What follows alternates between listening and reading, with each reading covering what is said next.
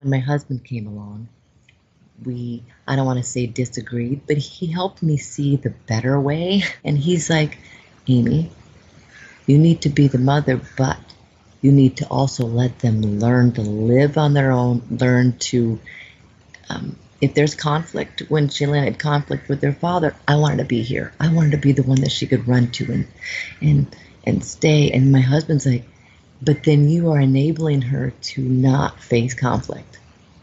There are times when he needs to be challenged about his behavior or his language or something, and I'm just kind of done. I'm too tired, and I don't challenge him at that minute. I maybe take the easy way out and think, oh, I'm going to speak to him about that later.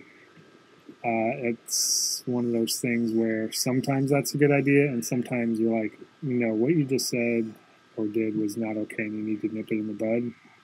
And sometimes I let those moments pass, which I think, is hurtful, because there's sometimes you have to be strong in those moments, and some of those moments pass me by too quickly.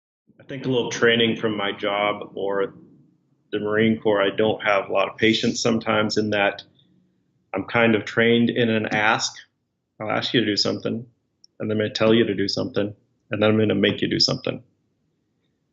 So unfortunately,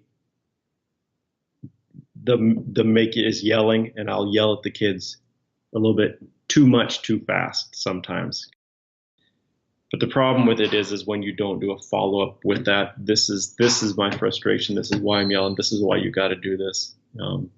But yelling is probably the biggest thing the biggest hindrance or damaging to our relationship. When we're trying to explain something or just have a conversation with them or something, we kind of talk at them and not really talk to them and get the feedback we like to have from them, because by the time we've talked at them, they've kind of shut down and they don't want to answer back because they're scared of, maybe we're going to yell at them, or maybe they'll get in trouble, for speaking their mind, because we've spoken at them so much and they've kind of closed down. That's been one of my challenges in dealing with kids, is that I get angry too quickly, and so working on that and doing better with that has been a big improvement, or has allowed for a more even keeled relationship, and I think that they appreciate that a lot more, and so we have a better relationship for that. When I've come home from school or something, and I sit down, I flop on my bed, and I'm either pulling up like YouTube to watch something, or maybe like watching a show, or I go to listen to some music, just kind of like to unwind for maybe like a half hour before I do homework.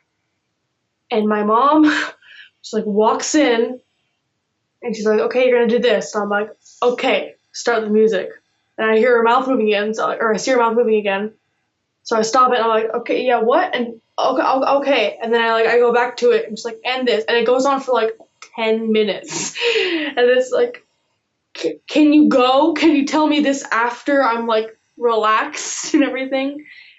Like, I know that, I was supposed to do it, but she just always wants to be right. So she just always like, she lectures me on it for an hour when she could just be like, okay, because she just needs to tell me. She's like, okay, clean the bathroom, and then I'll clean it. But I sometimes like I forget. So like all she needs to really do is like tell me what to do, and then I'll do it. She doesn't need to be like, I can't believe you didn't do it. Like blah, blah, blah, blah. Like all she needs to do is really like remind me. I keep telling them that I'm not doing that, what they're assuming that I did. I'm telling them that I'm not doing that, but no matter how many times I say I'm not doing it, they just go back to doing it anyway. They go back to saying that I'm doing something that I know I'm not doing. Another thing is when they say no to something that I want, but they don't really give me a reason. And I'm sure they have a reason, it's just they don't really give it to me, and that's kind of bothersome because I don't really know. And like if I ask for a reason, then I'm pestering, so I just kind of have to drop it. Something that could have a negative result would be if I wasn't respectful. Respect is kind of a big thing, and she gives me a lot of freedom and lets me do what I want, but if I wasn't respectful or if I was ungrateful, then I think that would probably be a big thing.